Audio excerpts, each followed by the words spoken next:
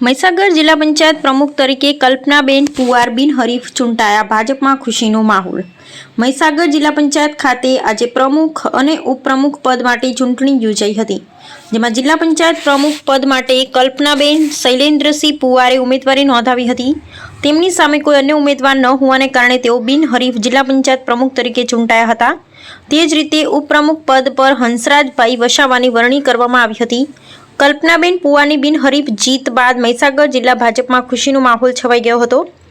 જિલ્લા ભાજપ પ્રમુખ દશરથભાઈ બારિયાનો કાર્યકરો અને આગેવાનો દ્વારા આભાર વ્યક્ત કરવામાં આવ્યો। જિલ્લા પંચાયત ખાતે ભાજપના કાર્યકરો દ્વારા ફટાકડા ફોડી મીઠાઈ ખવડાવી ઉજવણી કરવામાં આવી। મહીસાગર જિલ્લાના તમામ જનતા જનાર્દનને મારા જય માતાજી। હું કલ્પનાબેન શૈલેન્દ્રસિંહ પુવાર આજે જ્યારે મારી જિલ્લા પંચાયતના પ્રમુખ તરીકે વરણી થઈ છે, ત્યારે ભારતના વડાપ્રધાન, વરિષ્ઠ અને યશસ્વી વડાપ્રધાન એવા નરેન્દ્રભાઈ મોદી સાહેબનો આભાર વ્યક્ત કરું છું। મુખ્યમંત્રી સાથે ગૃહમંત્રી જે આપણા છે અમિત શાહ સાહેબ, તેમજ ગુજરાતના લોકલાડીલા એવા ભૂપેન્દ્રભાઈ પટેલનો આભાર વ્યક્ત કરું છું। ત્યારબાદ જગદીશ વિશ્વકર્મા સાહેબ તેમજ નાયબ મુખ્યમંત્રી સાહેબ શ્રી હર્ષ સંઘવી સાહેબનો પણ આભાર વ્યક્ત કરું છું।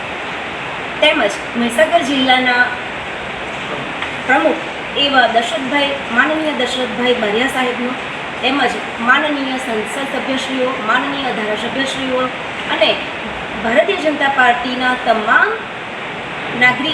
તમામ નેતાઓનો આભાર વ્યક્ત કરું છું। અને તમામ કાર્યકર્તાઓ તેમજ જનતા સાથે તેમજ જનતાના જે મારી સાથે છે અને એમનો વિશ્વાસ મારી સાથે છે, એ બધાનો, જેને પણ મારી સાથે રહી અને મને આ જીત અપાવી છે, એ તમામ દરેક વ્યક્તિનો હું તહે દિલથી આભાર માનું છું। આજે જ્યારે જિલ્લા પંચાયતના પ્રમુખ ઉપર મને કામગીરી આપવામાં આવી છે, ત્યારે મારા ઉપર વિશ્વાસ મૂકનાર વ્યક્તિનો હું દિલથી આભાર માનું છું।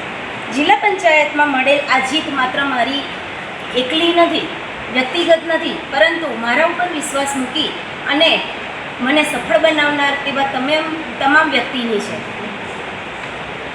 જિલ્લા પ્રમુખ તરીકે મારી જવાબદારી મને જે સોંપવામાં આવી છે, તેને હું સંપૂર્ણ નિષ્ઠા, પારદર્શિતા અને સેવાભાવી નિભાવવાની સંકલ્પ કરું છું।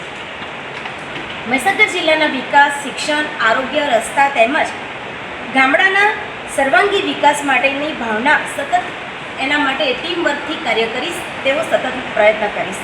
હું તમામ ચૂંટાયેલા સભ્યો, અધિકારીઓ અને જનતાને સાથે લઈને વિકાસના નવા માપદંડો સ્થાપિત કરવા પ્રયત્નશીલ રહીશ। ફરી એકવાર તમામનો હું દિલથી આભાર માનું છું। આપનો વિશ્વાસ જ મારી સૌથી મોટી શક્તિ છે। જય હિન્દ, જય ભારત, જય ગરવી ગુજરાત।